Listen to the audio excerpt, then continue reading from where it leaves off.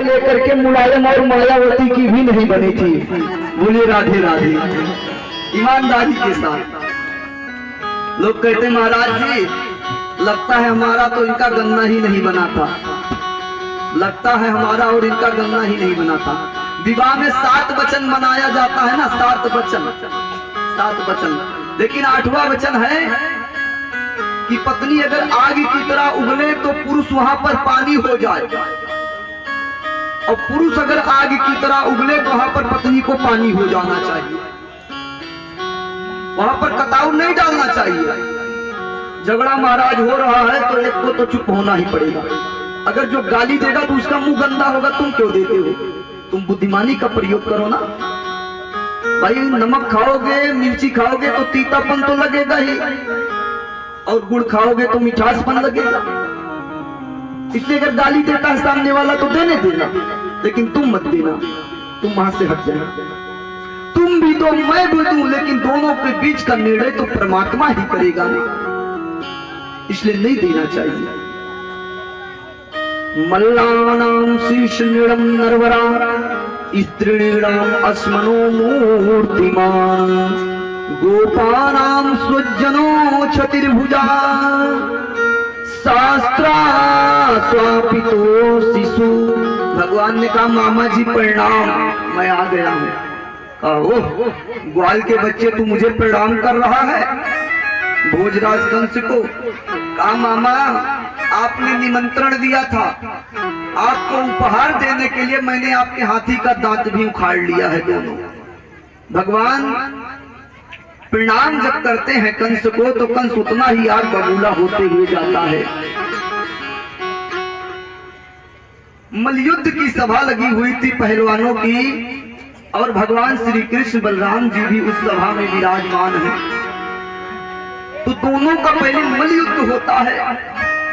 अभी भगवान 9 साल की अवस्था में मथुरा पहुंचे हुए हैं, और मलयुद्ध हुआ। भगवान श्री कृष्ण और बलराम ने एक एक करके चूड़िक मस्तुक सब पहलवानों को भगवान धाराशायी करके लेटा देते हैं, मार देते हैं।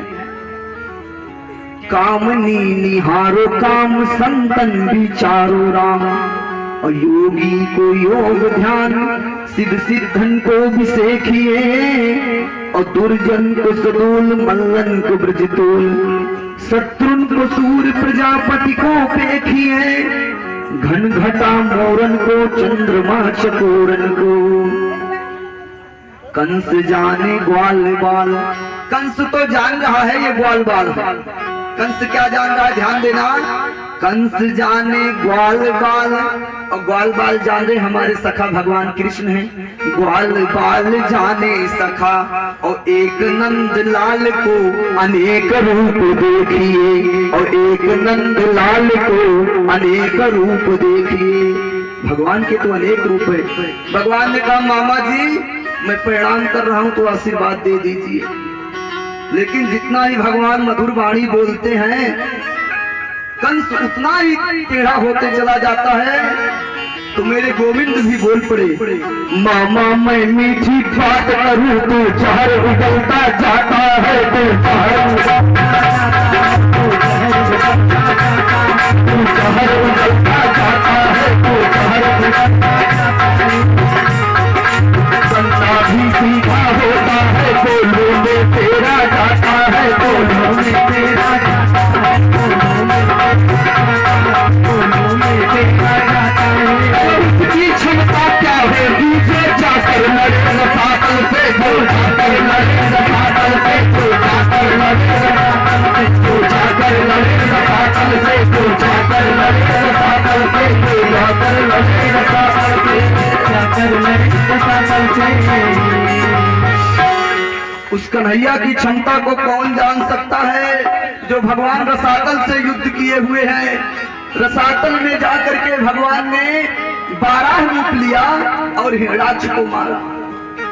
कन्हैया ने कालिया का मर्दन करने के लिए भगवान गेंद के बहाने खेलने चल पड़े। बताइए बच्चे भी खेलते हैं आजकल। आजकल बच्चे भी खेलते हैं, भगवान भी गेंद खेलने चले गए थे नागनाथन को गेंद का बहाना था, उन्होंने केवल गेंद का बहाना लिया था, नाचना तो उनको नाग था।